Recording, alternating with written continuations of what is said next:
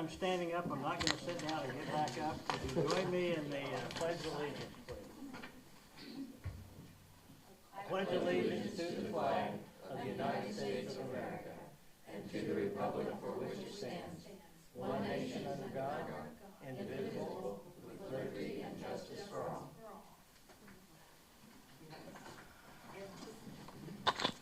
Welcome, everyone. Thanks for joining us. For those of you who got here after I did, was it raining when you came in? Sprinkling? No. Sprinkling don't feed the bulldog, but okay. We need rain. We'll call the meeting to order and start with the agenda. Do I have a motion to approve the agenda as submitted? I'll make that motion to approve the agenda as submitted. And I'll second it. Have a motion and a second. All in favor, aye. Aye. Opposed, nay. Ayes have it unanimously. So we've got that. With regard to the minutes of the October 7 meeting, I assume everyone had a chance to review those, and if you didn't, I guess speak up and we'll let you read them. But anyone have any corrections or changes you feel are necessary in the minutes? The only thing I thought, wasn't Kevin, you weren't here last time? Correct. And it just stated that he was here. That's great. You know, the meeting with Kevin, meeting without Kevin, how do you tell?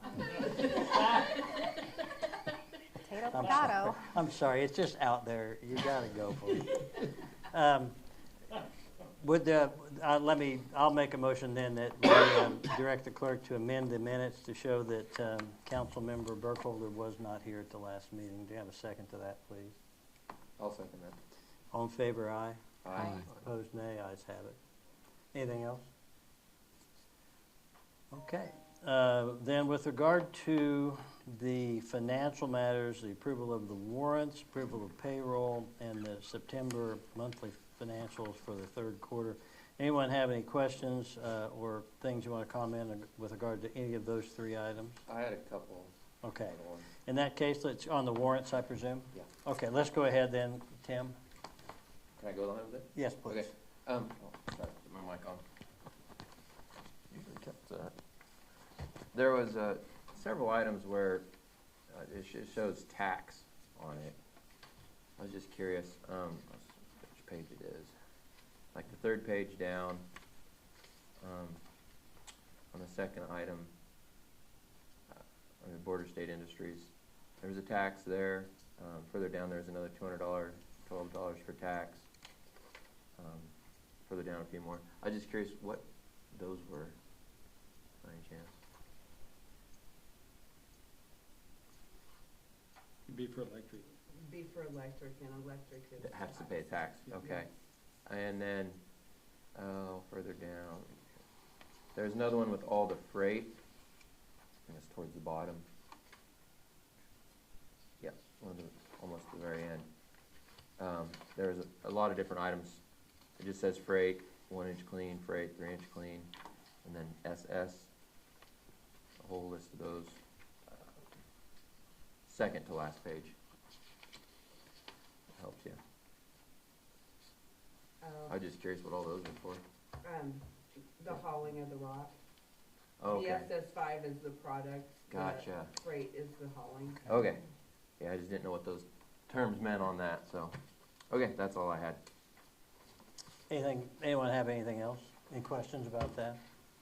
Can I have a motion to approve the warrants in the amount of $222,922.08? I move we approve those. I'll second. Any discussion? All in favor, aye. Aye. Opposed, nay. Ayes have it unanimously. Let me ask then, with regard to payroll and the financial third quarter report, anyone have any questions about either of those items? And if not, can I have a motion to approve those two items? I move we approve those items. I'll second it. Motion and second. All in favor, aye. Aye. Opposed, nay. Ayes have it unanimously. Thank you. This is the opportunity for members of the public to comment on matters that are possibly up for action on tonight's agenda. That would include we're going to discuss with this representative from Kansas League of Municipalities regarding a proposal to search for a city administrator for us. We're going to talk a little bit about broadband within the city, and we're going to talk briefly about the food truck ordinance, which I hope to have on the agenda for action at the next meeting. Anyone want to speak on any of those items? Okay, we will then move on, and that takes us to Mr. Deerdoff. Is it Deerdoff? Deerdorf? Deerdoff. Deerdoff, Yes. okay, I got it right. Yes. Thank you very much. I've had the opportunity to talk That's where I with... sit. I'm sorry, yeah, you got it in the in position there. It's That's all right. whatever. I've had the opportunity to talk with you, John, on the phone a couple of times, and I really appreciate you being willing to come here. And Mark, I'm going to then let you introduce. Let's hear all his bona fides. Well, John's a good man. He long-term started in Sterling, sent in Hutch, went out to Dodge as city manager, finished how many years in Hutch? 15 in Hutch, 15. yeah. He now works for the league, helping city find different positions. He's past president of the League of Kansas Municipalities, city manager's organization. He's a who's in the city manager's profession. And he knows a lot of people. He still stayed very involved. Wichita State grad, and so he has a lot of contacts at the universities also. Very good. Great. Well, thank you, Mark. I appreciate that introduction, and good to be with you, with the mayor and council tonight, and talk a little bit about your search. And I thought what I would do is just talk a little bit about the league's process. You guys have the proposal that we submitted, and since I've retired, I think I retired back in 2019, I've been pretty active and still staying involved in the business, and probably involved in 35, 40 searches over the last 3 years, and actually I was doing it on my own after I retired, and then I joined forces with the league and been helping them with their leagues program. So what I thought I would do is just kind of walk us through our process, and then if you have any questions, we can kind of go from there. But one of the first things we do is as we get started is we would provide the council with a couple surveys, and this is how we develop the profile, kind of get a perspective of what you're looking for in your next administrator. And there's a couple of ways we can do it. There's one way we do the survey, which each of you do individually, and then we compile all that and then bring it back and kind of show where you're similar and maybe where you're different, and we can kind of talk through that. Or we've done it as a group before, just together, all of us, and just talk through it. And that's really entirely up to you. Sometimes I think when you get into groupthink, you know, some of the people's thoughts aren't heard as well as maybe if you do it individually.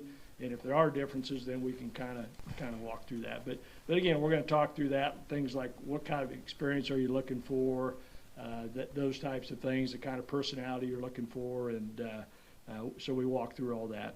We also provide, and all that information then is compiled into a community profile, and I've got some examples of that, and that's basically what we would put out into the media as far as advertisements about the community, you know, what you're looking for, what the compensation is, requirements for application, those kinds of things. And as we talk about salary, that's one thing we would talk about. We would help you kind of gauge where that might be, and I typically do kind of a survey of similar type communities to give you an idea where the market is. And if you haven't been in that field, the market's changed a lot in terms of particularly small cities have found that they've had to kind of up the ante a little bit to just get more people interested in taking a job in some of these smaller communities. So once we've done all that, we'll put the advertisement together. Of course, you'll review that, and then we'll post it in all the different places we look at. Typically, you may have some specific areas you want to go, but we look at ICMA, newsletter, KECM, the Kansas Association, the League. We also do in surrounding states through their leagues, you know, and that depends on what you want to look for, more of a regional, not necessarily nationally. And sometimes we hear comments that, well, we don't want a national search. And nowadays, you know, if you put it out there, doesn't matter where it's at, it's going to reach people in New York and California, so that really doesn't matter. But we feel like we've got a pretty good handle on the best places to place your ads. And then, we'll set a date for when resumes are due. And typically what I like to do is have all resumes come directly to me as more of a confidentiality issue, just to make sure that, we keep the confidentiality of these applicants in place. And sometimes we'll have it maybe come to the mayor and me, or the city clerk and me, or whatever the case might be. So we collect all that. I would provide probably weekly updates to the mayor or whoever as to how the applications are coming in, just to give you an idea, not just say at the end of it, oh, we only had this many. And sometimes, when it's a little bit slow, we'll come back and you'll say, well, let's extend it another 30 days. But we'll just see how that, process would go. So once we get down to that, then we at the league, there's 4 or 5 of us that look at all the resumes, me included, and we have a matrix where we rate the applicants. And we would provide you this book with all the resumes, and then a summary of our top, what we say, top 5, top 8. That's just based on our opinion. You would see all the resumes. Sometimes some firms just only give you the ones that they're recommending. I want you to see them all, in case there's something that you see that maybe we didn't see and you want to talk more about that. So all of that would be in a book that would be delivered to you to review. And then we would set a time for me to come back with you and sit down and go through each of the resumes, talk about them, and see if we can come to a consensus on 3 to 5, whatever that you would want to bring to the community for interviews. So, and I would be a part of that with you, would help with interview questions. Obviously, you would have your own, but provide a little bit of format as we go through that process. And then, hopefully we get to a candidate that we all agree upon, that you all agree upon, and I'm willing to help, don't have to, but help with negotiation of a contract. Typically, we turn that over to the city attorney or to the mayor or whoever that would want to handle that part of it. But I would just be there to help, with advice or any questions that you might have upon that. So, so that's really kind of I guess the long and short of the process. The timeline, it depends, but usually anywhere from 14 to 16 weeks. That just depends on how quickly, some communities want to move quicker, others, don't want to hurry. We're getting into the time of year where this would probably take us into the holidays, probably into January would be, and January is not a bad time to start looking at interviews and try to avoid the in the December timeframe. But I think based on now where you're at in the process, that would probably work. So, so that's really kind of a quick and dirty on what that process is. And I will tell you, as a individual city manager, retired, I'm not in this for the money, and the league's not in it for the money, but I'm in it to help communities, find the right fit for their community. And it's a difficult time in local government, and the market right now, particularly in small cities, isn't just real good. So we've got to really work hard, and I'm not just going to place the ad and just wait for them to come in. I'm going to make phone calls.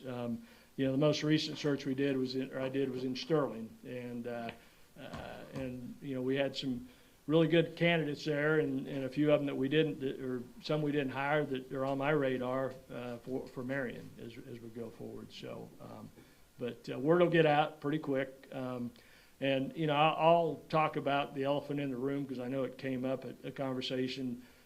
What's went on in Marion over the past year or 2 years, and how would that affect the search? And obviously, city managers read the newspapers, and they're going to do their background on what's going on in this community. And I really think you guys, the community's moved beyond that, and I don't really see that as a problem. And certainly, as I talk to candidates, I'll hopefully be able to give them a feel as to what's going on. And according to Mark, it's a pretty good council right now, so that's a real positive.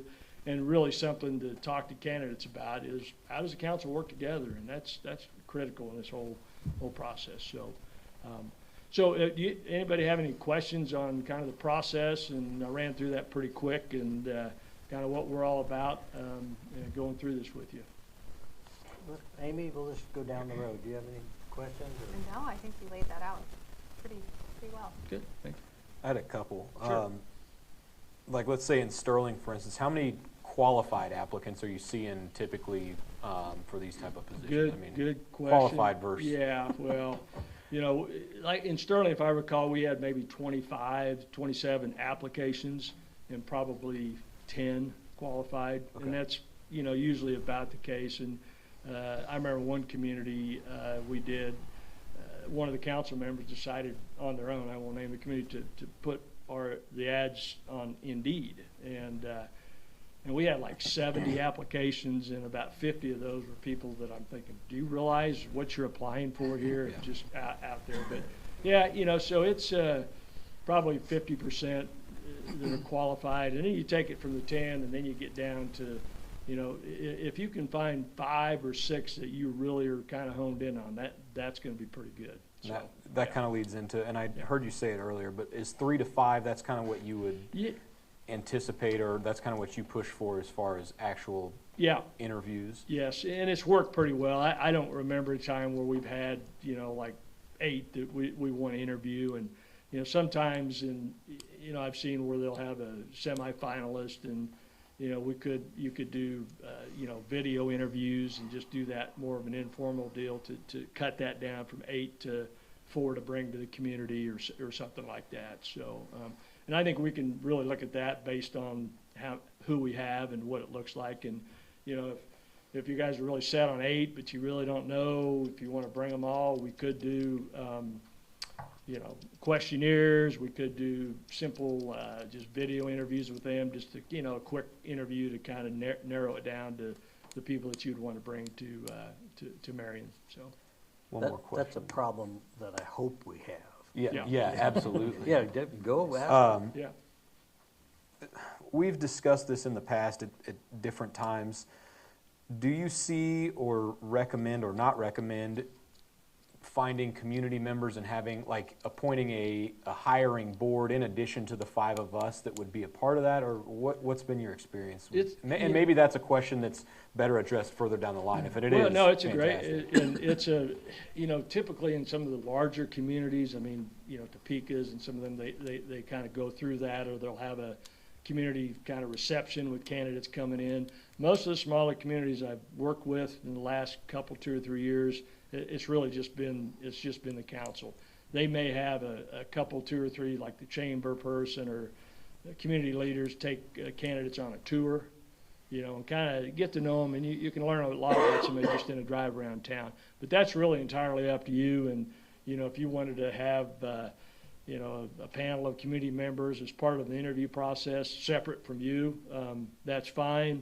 It's just the issue there is how you download their input back to you, and you guys can, you know, figure all that out. But that's certainly something that you can do. I always say it's nice to have that input, but ultimately, you know, it's your job to hire that person, and you've got to make that decision. So, but it's not uncommon to do that. So, One other thing that I just had written down here, and this is probably a little further down the road too, but have you seen residency requirements, like as far as an administrator having a residency requirement? It seems like that's changed some here in the last few years, that it's not as, like that used to be a big thing, and that maybe people are starting to move. I just wanted to see what your experience with that that's has exactly been. right. It used to be you lived in that city, and everybody expected that.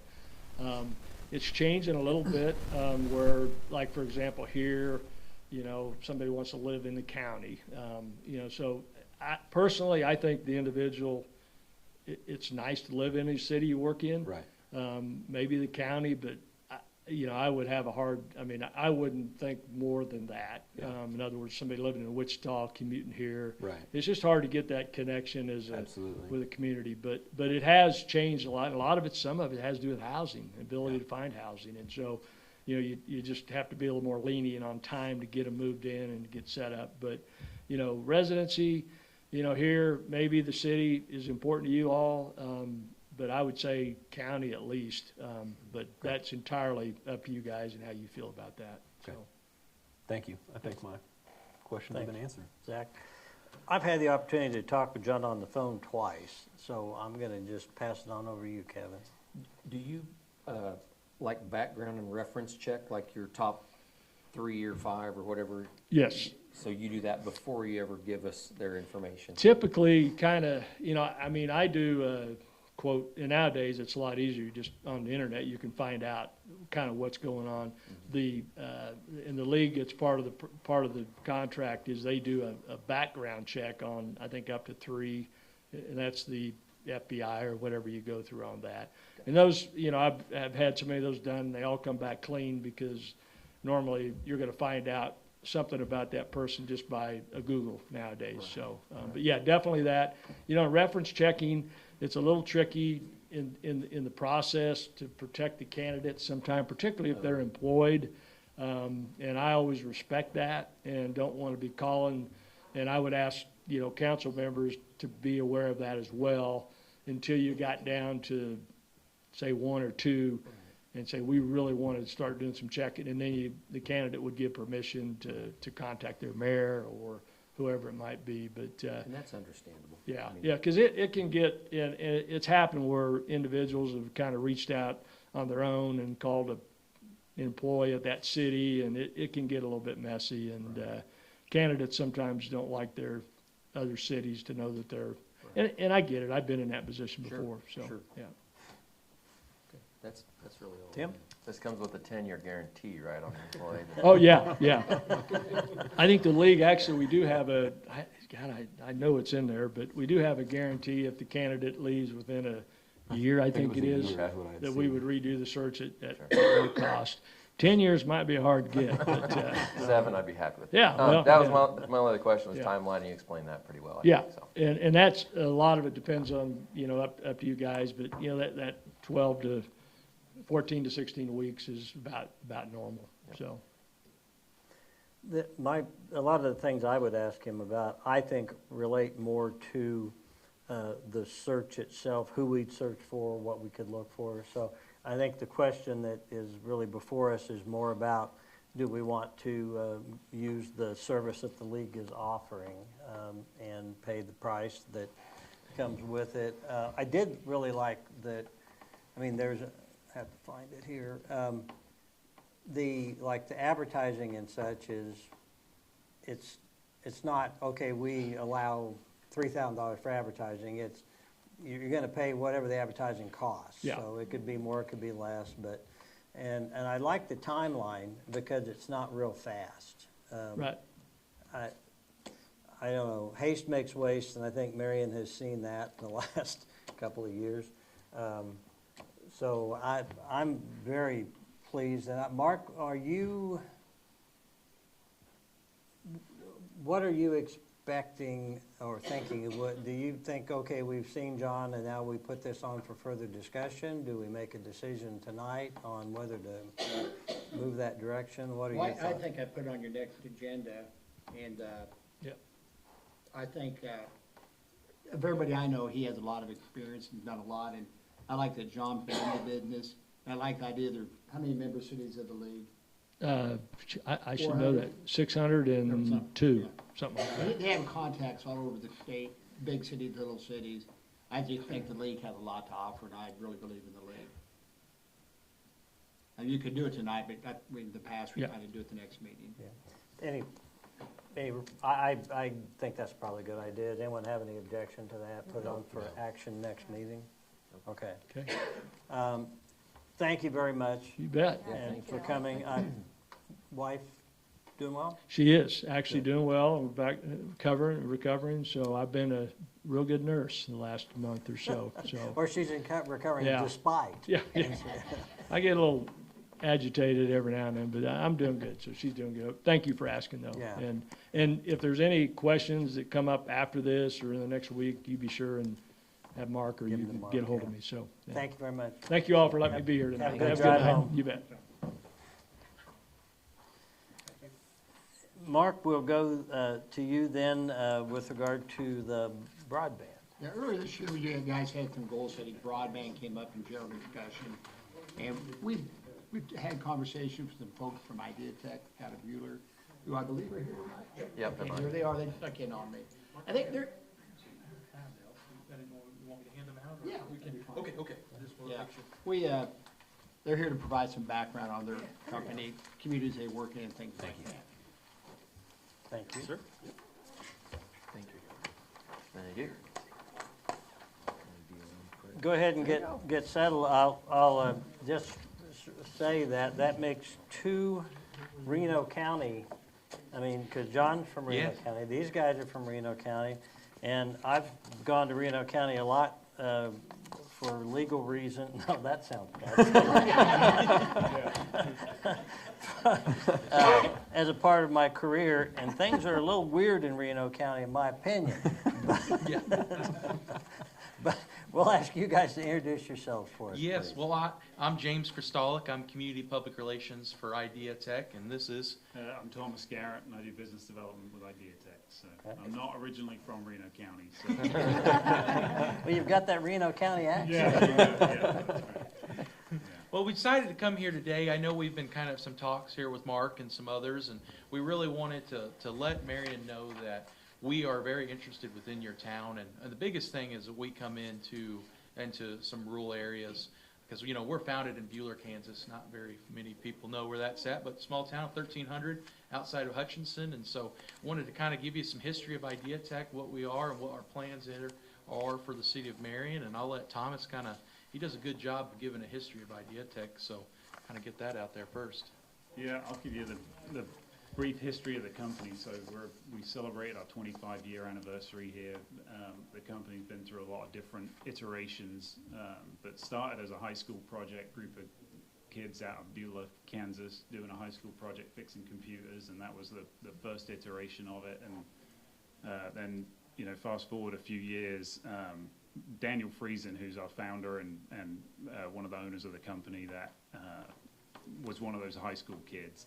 And in 2007, so that Daniel kind of cut his teeth buying and reforming DSL resell internet companies, but realized really quick that the internet still sucks. It does. I mean, if you use DSL and you do resell, use somebody else's, the internet's still terrible on that service. And so really had a vision for fiber and kind of skip the generation of cable. So when you guys think about what you have here in town, you've got AT&T DSL, which is what that resale used to be on, and then you have a cable provider in town, and that was kind of the 70s, 80s technology, that upgrade. And then now we're in kind of the fiber age. We actually built fiber in Buhler in 2007. So it's been a long time since kind of Daniel had the forethought to skip cable and go straight to fiber. So we've been doing that for a long time, really kind of know our way around that business. And then we've grown, you know, through a couple different iterations. We had, after we built the network in Buhler, we connected a Verizon cell tower outside of town, got one of the computers that they had fixed at a high school project was a Verizon guy, and asked if they could connect the tower to fiber. We did that one, did another one, and fast forward, we built like 2,500 miles of fiber across Kansas connecting Verizon cell towers. And in 2015, we actually sold that piece of the business to a company called Zayo. They're a big nationwide group, and we took that capital and reinvested in the company with a vision of connecting communities like Buhler, like Hutchinson, like all the places that are just smaller and don't have access to that fiber technology to the home. And so that's our kind of what we've been doing for since 2015, the last 10 years we've been doing fiber to the home. And we're in how many communities? 105 communities, and over 65 of those are fiber. Kind of stretch all the way from Garden City Liberal, stretches all the way out through Eureka now, and we're working our way through Arc City, Winfield, and recently as well, we're working with KDOT on the Middle Mile project that's going to stretch all the way from Wichita, Kansas City, from Kansas City down to Pittsburgh through like Baxter Springs area. And so we've had a lot of interest within Marion. You know, a lot of times as some people live in certain rural communities, then they move. And then they ask, hey, can you serve us here? And so we've had a lot of folks that have gone online and put interest within ideatech.com. And so we're here today to kind of discuss what that might look like to get a franchise agreement with you all. I know that some things have been sent over, and we just kind of want to kind of go forward for that, from what I see. So we have a main line that runs just west of town, comes out and goes down to Florence, comes from McPherson and goes down to Florence, and so we'd be tapping into that line and bringing it into town, and the goal would be to connect every home and business in Marion to fiber. So that's what we're looking to do. It's about $1.5 million investment in the city, not asking for anything, and so we sent you guys a franchise agreement draft to look at, I think in June or July. And what we really wanted to do today was come and say, hey, we have a franchise agreement that's drafted and it's in your hands. We've already talked to construction crews. We actually have some guys that have been around town looking at utility poles, trying to make sure that they're, you know, good and attachable. We sent a strand map to the Tim and Steve and to take a look at. And so we've gone through a lot of the steps already, and what we're really just asking for is to get that franchise agreement approved, reviewed by legal, approved, and then some permits, and then we'd start getting going pretty quick. So Yeah. kind of brings us up. If, with your permission, I'm going to shift to Tim Baxa. And I don't know if Tim has talked directly with you gentlemen, but he's Yeah. been he's on point for this. So Tim, any questions you have or things you want to stress? I'd just like to reiterate, you said how much will that cost the city? Nothing. Okay, yeah. Zero. Versus the 1 point, how many million if we did do it ourselves? Yeah, really Okay. look at it, yeah. That's a big factor there. Yeah. No, I've visited with them and I've researched Idea Tech and you know, it seems like they'd be a great group to have another resource available for citizens here to improve the internet capacity and capabilities and get on the fiber network instead to allow people who, you know, really rely on their internet service for their careers, especially working from home a lot. I've had a lot of people, especially some younger people that have just moved to the community that are big into IT and that are just very excited about the opportunity to have that here in Marion versus the very, very limited amount that is currently here, mostly just to businesses. So. I've said this before, but I think a significant, I don't know if it's the majority, but a significant portion of our future relies on continuing to be able to get families, and that's going to be because we get people that work from home. I mean, My husband works remotely for the government, and so in order to do that, we have to have internet. And, you know, I think having that option would be fabulous.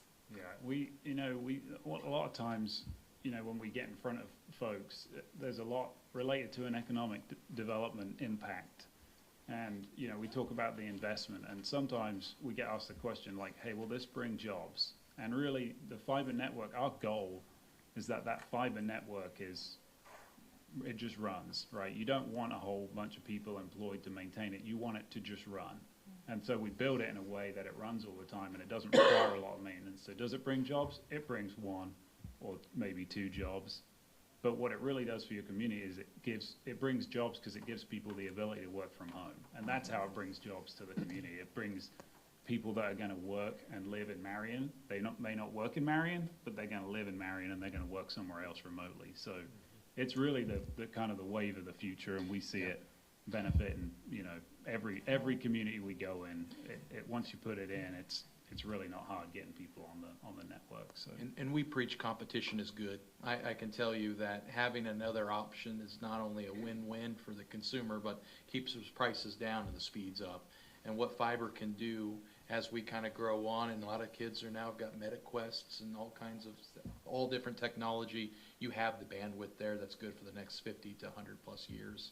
And the only thing you might have to do is change technology out of the cabinet. So it's a good investment for the city of Marion, and we'd love to be able to do that. And this would be utilizing our current infrastructure as far as, most of this would be above ground, utilizing the poles that we currently have in place, correct? yeah, we try and attach to your utility poles much the same as Vive has, where it's feasible, right? We want to do that per National Electrical Safety Code and make sure clearances to your power and to ground are met. And so we'll do that. We'll engineer those attachments and make sure there isn't anything out there that is against code. And if it can't get on the utility pole, then we'll bury it in the ground. So, yeah. So then do you have techs and stuff around them to support all that? Yeah, I mean, yeah, and we will, that's what I say, we'll have techs, but it's really the effort to maintain the network. So when you build if you notice, if you look at the cable network that's in town, you look around and you can see physical amplifiers hooked into power, and those things need tuning, they need fettling with. That network is a lot harder, like a lot more hands-on maintenance than the fiber network. The only place of power is where you put the physical OLT that sends the light. And then between, you know, you might have in the middle of town, you've got your OLT where all your power's at. and you don't have any powered equipment between there and the home. So we don't have a lot of things connected to meters and different amplifiers to maintain. It works all the time, and that's really one of the benefits of it. They run on the lithium crystals. Yeah, yeah. Well, I'm not the tech guy, so I don't want to get too into the questions because I've reached my limit like right here. So. But then like if a storm or something comes through and we lose a bunch of poles and all that, then you work with our crews Yeah. to get that stuff back up, and then you guys take care of all the line, Yeah, on that yeah, fiber yeah, part. yeah, and anytime we have to do it, if you guys move a line or something, we'll have to come transfer our gear over, you know, which I know has been a little bit challenging with some of your existing providers. I kind of heard that when we came and met with Steve and Tim, just getting them to come and make those movements has been a little painful, but we're really responsive and you know, we'll do a good job of that. Actually, there's, I think, some opportunity, I can't remember if it was Steve or Tim, one of the two guys referenced a contractor that they knew that was going to do some of the attachment moves here in town, and so we've been talking to them, and it's a local guy and they know him really well, so we actually may use them as a contractor to do some of the work, which I think will be good. And all that's at no cost to the city as No well, cost, correct? yeah, Okay. yeah. I may have misunderstood, have you sent a franchise agreement yet? We or- sent a draft, yeah, and it You needs. got it, okay. And it needs reviewed, and what we'd really like to do, if possible, is come back like in the next 2 weeks and get it going, because we've moved a lot of pieces to get the project going, and we really want to hit the ground running. And we actually can go without a franchise agreement. The franchise agreement is really for you guys. You know, how the process goes, we as a public utility have the ability to operate in the right of way. We would come to town, we can request a permit, and then you guys have the right to request a franchise agreement from us. And we just found that it's easier to just lead with like, hey, here's a franchise agreement, let's go through that process. So we could start ahead of time. We'd like to follow the process, but we want to get going. So our hope would be that we could get a review and come back to the next council meeting and get it approved, if that's doable. Mark, haven't given you an opportunity to weigh in. Anything you want to say? This is new to me. In Emporia, we had the private sector do it, and Effigy had the power poles. So we just had a turnkey. We had great fiber. I do think the fiber makes a difference. We have a draft. We need to have that reviewed, Okay. like we suggested. Is the council, does anyone object to having Mark send that to Brian for review with a request? I think, is Brian planning on being here next meeting? I'm sure he'll be here if we ask him to. Okay, well, I thought he was maybe going to be For the here. other deal? Yeah. Yeah, I think he Okay. is. So I guess we'd have to say that we would want him to review it and if you've got issues, to be able to tell us what those are in 2 weeks. Okay. Okay, is that, okay. If you would make that happen, I'll get please. hold of Brian. Okay, I'm sure he'll be here. If we want him, I'm sure he will. yeah, I think we do. And we can put Brian before then to directly in touch with our council. So Ethan, he works these all the time, and so we can put him in touch beforehand to try and hash anything out and get it streamlined, so we can come in. Have you had, so you sent that to Mark, so you know he's our city Yep, administrator? yep. Okay. Part-time. Yeah, yeah. Part of the problem. You know, every time I say that, he always, interim. he throws Yeah. that in there. Sometimes we don't move as quick as we like, but that's partly because I'm here half the time. Well, and you're a little on the aged side. I'm just like John was. I have one more question. Sorry, go ahead. So if this is approved and we do it, move forward with this, what would kind of be the timeline we'd be looking at for Yeah. what takes place? So I know winter's hitting, Yes. close, so that'll change everything. winter but- is bearing down on us, which, makes a little bit of a difference. I mean, we work 12 months with construction. We have to meet the goals that we have, so it's not gonna slow us down a lot. It might slow us down a bit, but, what I try and to avoid over-promise and under-delivering, I usually tell folks that this process takes about a year. From the day we kind of start to the day that we come in and say, hey, the whole project's done and everybody has fiber. At a town this size, it takes about a year. That being said, we should be able to do a lot faster than that. So realistically, we could probably do this project in about 6 months from start to finish. I think a year is a safe bet give you guys something that doesn't overpromise. So it's pretty quick, really. It's not a long process. And everybody in town would have access to this? Everybody in town would have access to it. And the yeah. areas, if you had to dig, what would that look like? Would it be like a big trench in the yard? Would it be So- like a, Yeah, I'm so just curious. so it's directional drill, so it doesn't make a lot of mess unless something gets hit, like a water line gets hit in the ground, and that creates, water in the ground that has to be fixed, and then you've got to excavate a fairly decent hole to fix it. So there's potential that some things like that can happen. That's one of the reasons that we're excited that you guys have utility poles to leverage is we won't be in the ground hitting any of your facilities or any other facilities in town. But the impact, as long as everything goes well, is pretty minimal. You don't see a lot. But it's undoubted that there is usually a strike of some kind, and then you've got to excavate a little bit of a hole. But the franchise agreement, we are required to return the right of way to as good or better condition than we left it when we showed up. So we have to fix that stuff. Right. To talk about the process of like what does a strike look like or what does damage look like, there's a process where when you dig, you call Kansas One Call, and then the facility owners in the town have an obligation to go and locate their facility. If that facility is located correctly and we hit it, obviously we pay for the repair. If that facility is located 2 feet or more away from the line that it was on, then it becomes the obligation of the facility owner. We know that can be challenging to hear from being a facility owner that you guys are, and so we'll try and work with you wherever we can to avoid that. But with like 90% of the deployment being on the utility poles, I'm pretty confident it's not going to be that big of a problem. So, yeah, and like I said, we do this a lot. We build fiber past about 3,000 homes every month right now. So we're very familiar. We have a good process to intake any complaints or challenges that residents may have. Sure. We got a single source on the website they can go to. They can put pictures in on our website, list their complaint, and it all goes to a ticket tracking sheet. And we have somebody monitoring that and making sure those get run to ground. So we have a good process to try and attack any disturbances in the Sure. right of way. Yeah. Okay. Did you say you're doing 3,000 a month? Yeah. Yeah, we're building a lot right now. Yeah. That's impressive. Yeah. I've assumed this, I guess I'll just go ahead and ask it. You do this, and then your company markets itself to consumers? Yes. Okay. Yep.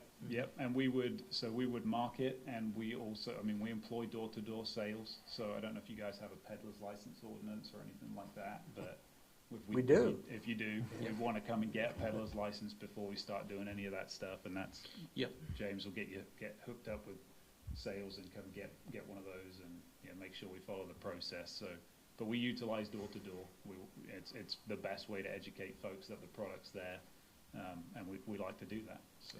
And we'll send mailers as well. So any construction happens, residents will get a mailer first, and then if there is construction going on, like in their street when we're typically burying, they also have a door knocker that goes on there, and they'll get something on their door that shows, hey, why they're here. So our biggest thing is we like to over communicate. We feel like that's better than under communicating. So we definitely, when we sit down and start a project, the project manager likes to hold those weekly meetings for anyone who wants to attend those, because for us being a small business, we understand our reputation matters. And so when there is things that may have happened that we don't know about, we don't know until somebody tells us. So we want to make sure that we have those kind of open dialogue.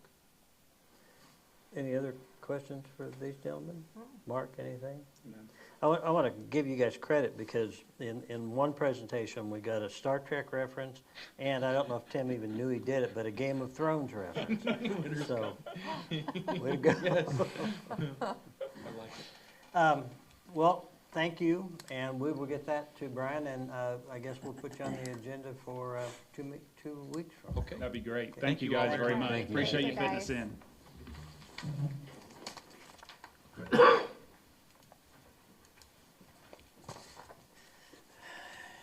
And up next is everyone's favorite subject, food truck ordinance.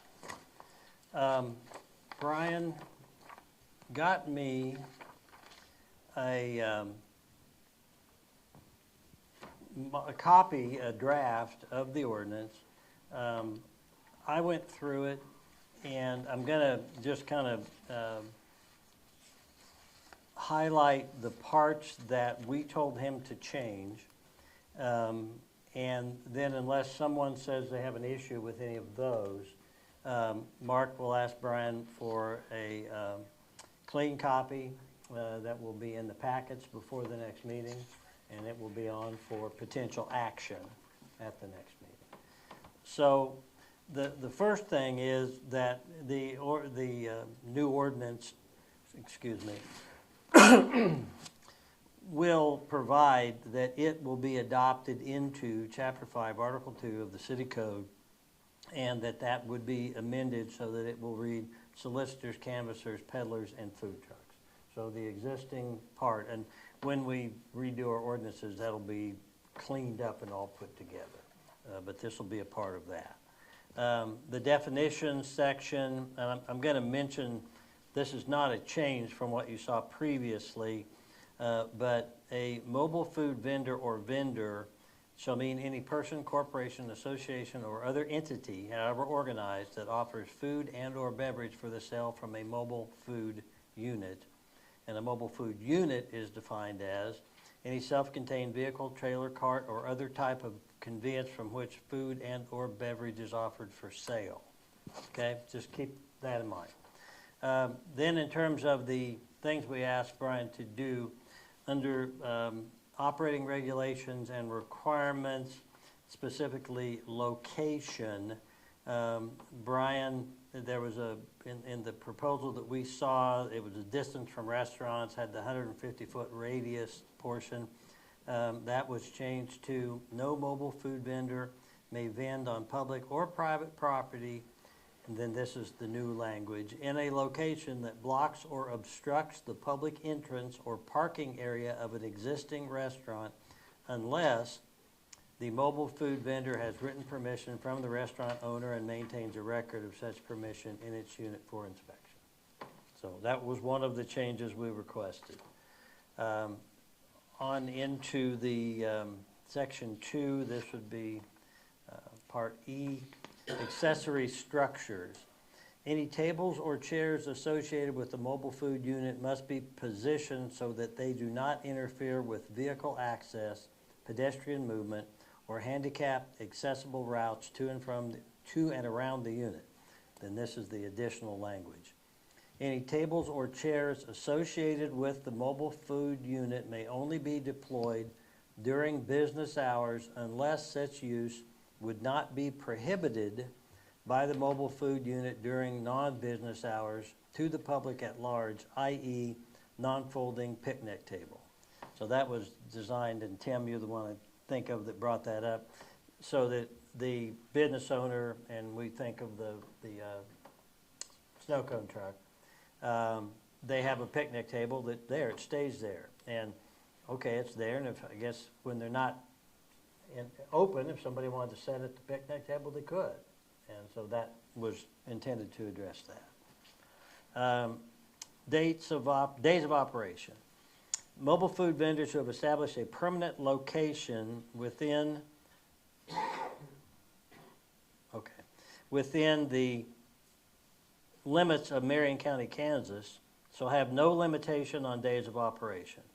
Mobile food vendors residing outside this defined area shall be limited to no more than 2 days in any calendar week, with only one of those days being a Friday or Saturday, with a maximum of 90 days in any calendar year. And we upped the amount of insurance coverage to $200,000. He included that. And then what's not in this that would need to be in a clean copy is the permit fees. And what we told him, and I don't know, was that it was to be $10 for a 1-day permit or $100 for a 6-month permit. And those were the things that weren't in the previous one that he was to add. And he didn't get that part in, but he's going to get it into what we're going to look at in 2 weeks. So I wanted to give you, I guess, a heads up on it. And you're certainly free, once Brian gets the updated version to us all, to talk with him or to, you know, require more changes at the next meeting. But if there aren't any proposed changes at that point in time, then I'll be proposing that we adopt it. Anyone have any questions or any comments about any of that? Okay. We will then move on to public forum. Anyone wish to address the council? You moved. You have to come over here.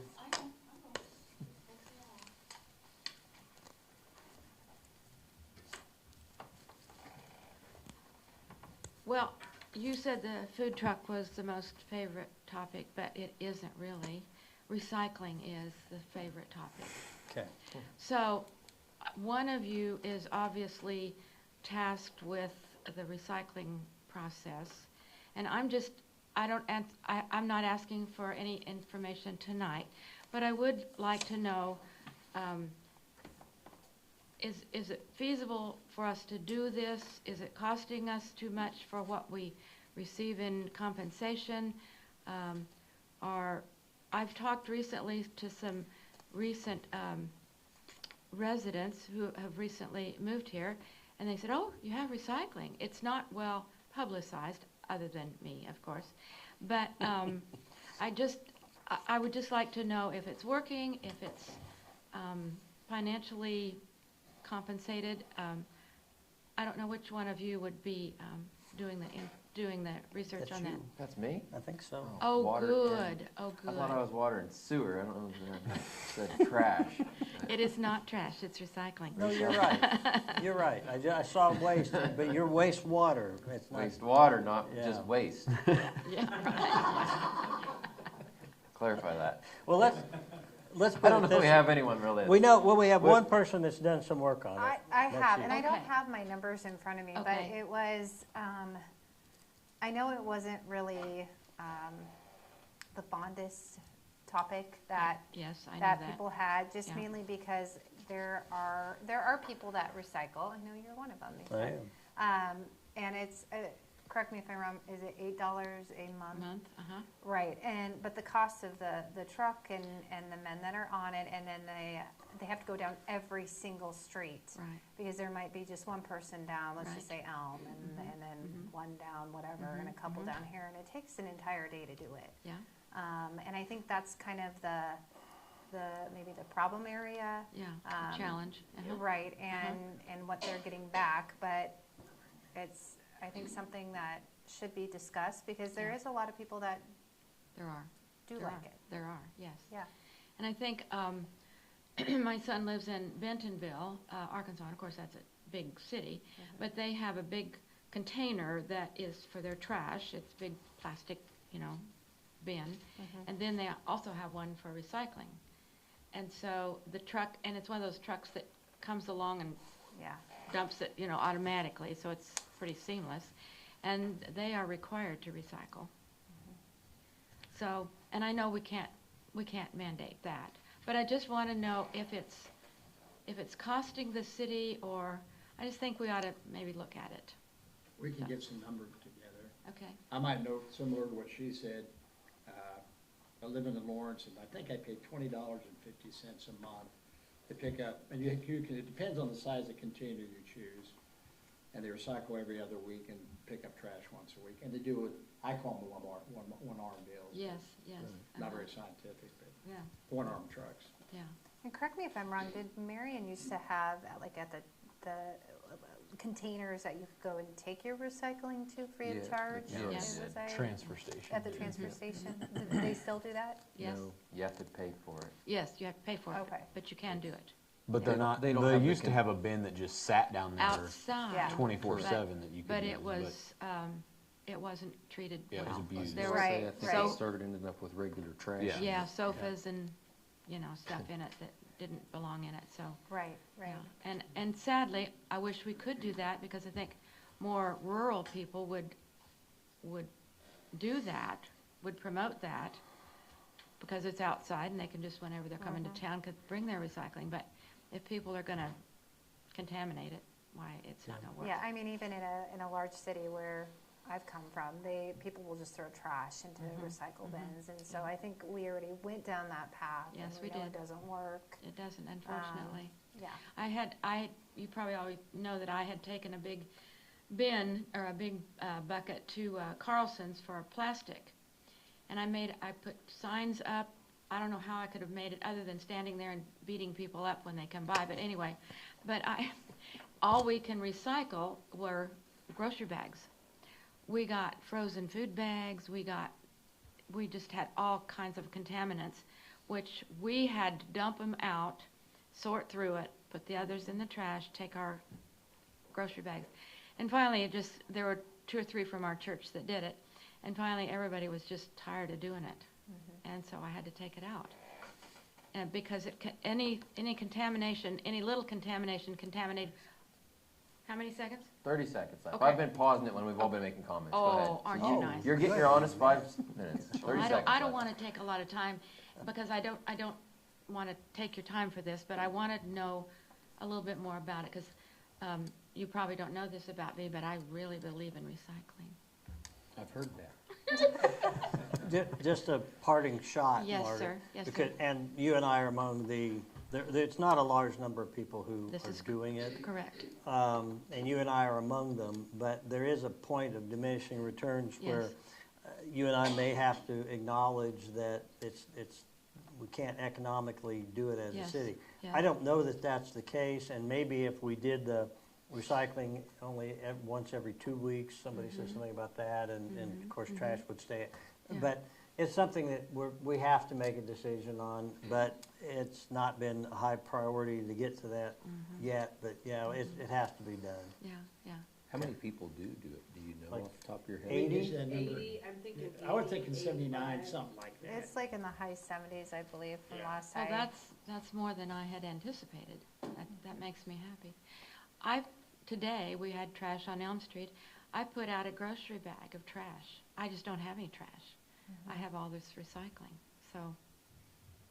You may know, I think one thing that happened during COVID, you used to send all of our stuff overseas. I think China took Yes, off. I think they don't yes. take it anymore. I believe you're right. I think that's what caused Yeah, some of the problem. Right, yeah, Trash, There's- China said, we're not taking any trash off Recycle. you anymore. that's right. Not a market for it, apparently, yeah. Okay, thank you. Thank you. Thanks, Margaret. It's a good point, and it is something that we have to address. Okay, unless someone else has something, let's go back to the back corner to Marvelous Margot. Any report from you, dear? Merchants had a successful event this weekend. They'll do trick or treat the businesses, Halloween from 4 to 5. And then we're also working on Holly Jolly for November 30th. And I just had some valuable information that it doesn't have to be me, but I would suggest that whoever does a tour for candidates around town, one thing that's very valuable I learned several years ago doing this, you first want to find out if they have G-phyrophobia. Because I once showed a candidate's wife around and didn't realize they had a fear of bridges until we'd already crossed the Marion Dam. And this, so I just wanted to share that because it's brought that back and, So, in other words, you don't have anything to report. No, that was very traumatic. I couldn't believe I did that poor gal. But she didn't tell me, and. Zach? People around, yeah. Nothing from the police department. James? Nothing from the building department. Janet? Okay, the siren in between Cedar Street and Roosevelt Street in the alley got hit by lightning. I just was notified right before the meeting tonight that insurance is gonna cover it. We're gonna get $16,791 now, and then another check will be issued after the repairs are made for $19,292. Total or an additional? So those things are, Hopefully it was a really old one that we need to replace The anyway. total loss was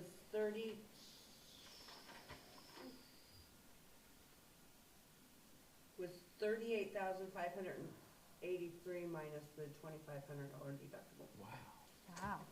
And will our guys our guys will do that repair? No, this guy that, They're- this company. That's included with, Yeah, So they come install it and everything?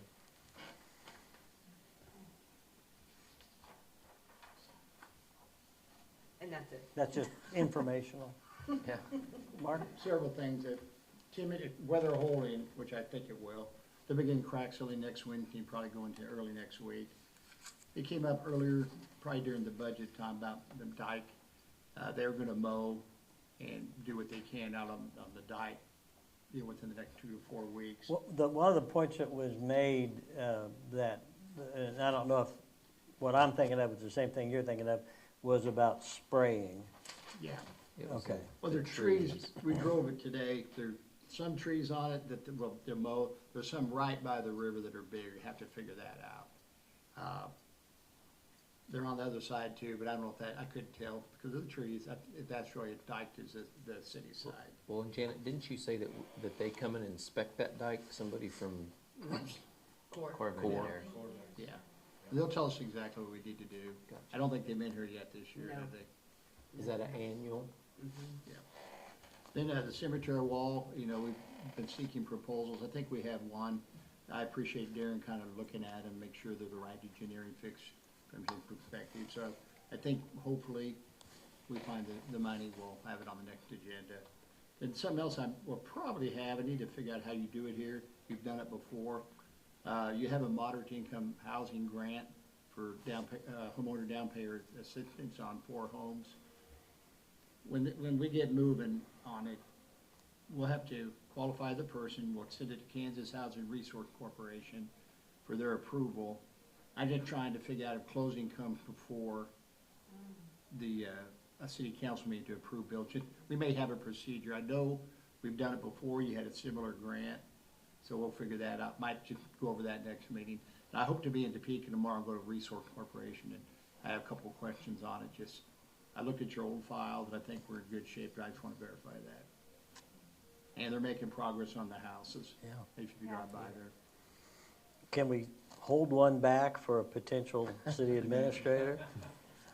there. There you go. I'm not sure, we'll have to ask the developer. Yeah, I'm sure they'll be all over that. That's it for you? Yeah. Okay. Who wants to start? Tim? I will, so I don't have anything. Excellent.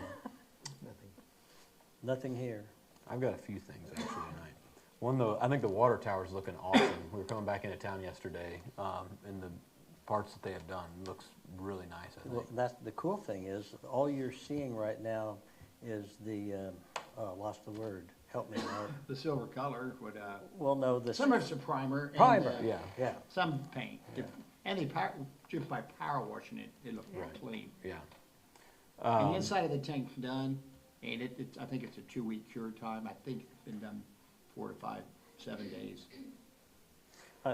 Mark and I and Tim met out there this morning. Mark was supposed to bring coffee or something, but he brought nothing but his personality.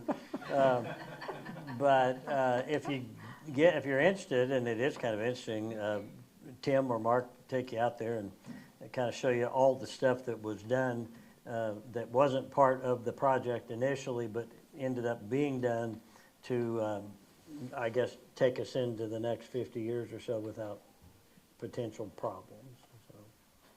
So. One other thing I had when Margot mentioned it, I think we've done it in years past, or at least I've been down there in years past for the downtown trick or treating. We try and get a city table where any of us that are available and want to be down there, or city administrator, any employees, I think that would be beneficial to do and nice to do. Which is something that when Margot was talking about the trick or treating it. Let's see. We definitely did it last year because Brogan and I were there. Yes. Yeah. I think it's on a Thursday night this year. Yeah. Okay. I think that comes under the management auspices of the city administrator. Becky had been talking about it, Okay. and I think Becky did it last year. Okay. No, Zach and Brogan did it last year. Oh, We'll figure something. Anyway, I was just It was an echo. I've got kids, but I'll try and swing down there and be down there for a bit. I think it's a good idea. We're gonna be out of town. We have a wedding on that Friday, so we'll be traveling that day. What I'm hearing is Mike, Mike. I'm trying to Because picture the the rest of us- costume we could put him in. Mike is thinking Mike might have a costume. I have a assuming you blow-up probably dinosaur do. costume if you want one. I'm not putting on a blow-up dinosaur costume. And then the only other thing I had, if we're crack sealing, and maybe this is worth a conversation with Darren. I know it was brought up a couple meetings ago about crack sealing new streets.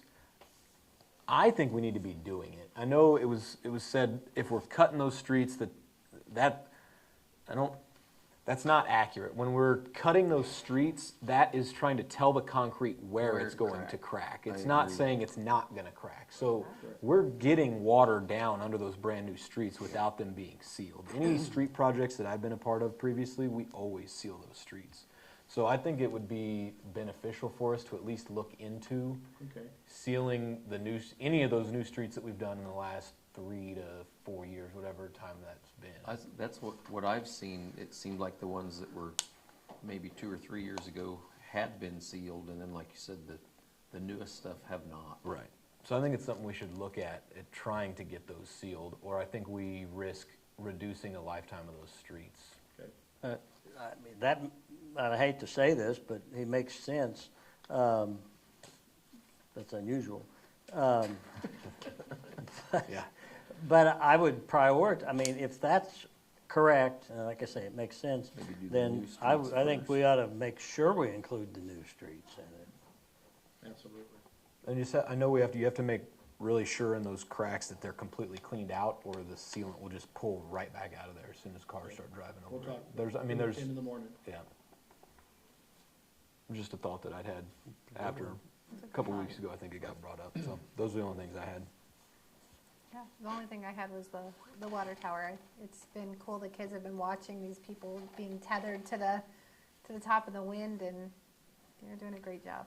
They were wearing green vests, and my 5-year-old thought they were aliens. So, let me clarify.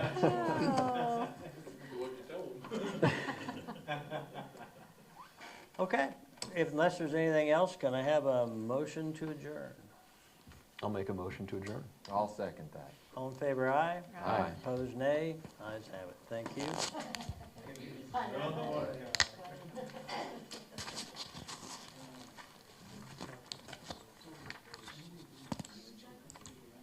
Sorry.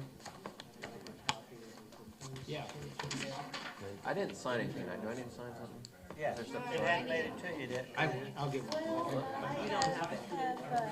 We'll get copy. I don't have it. Even you know, when Brian's hands. I think what they have is like a single screen. That's where I take mine. Well, isn't that what we have? See how it works for them. No, I think we have single stream recycling here. Yes, single screen here.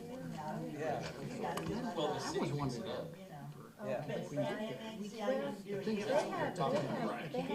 I need to sign that? The city of Hillsborough several years ago made a huge investment and bought bins for every resident over there. And then they have like a truck like they were talking about, like the Car Bandit that goes around. Who did that? So, Cause they have a, where the lumberyard used to be, it's closed now. But right behind there, Yeah. I mean, I have it on theirs, and So you can take it over. no, See, that's what we were talking about here. Can I- just to have the I'm county- gonna I'm not interrupt. crying. If you No, wanna Mike ask got some him. questions, that'd be fine, That but was you'll bad. need to do it at the microphone. and they, Kevin's got him now. I know, and I got No, him. ask Janet, she'll be glad to get them for you. She said you didn't have that. Janet, and they have. oh, you don't have anything? I just have the one that has the marks out, the one Yeah, that I showed that's it. tonight. That's it, cause they have to get. Okay, I Because I thought it sometimes Okay, I can do that to you first thing in the morning. that's when, you know, they started getting so much stuff in it, and, I think they did away with it because people would dump trash in it.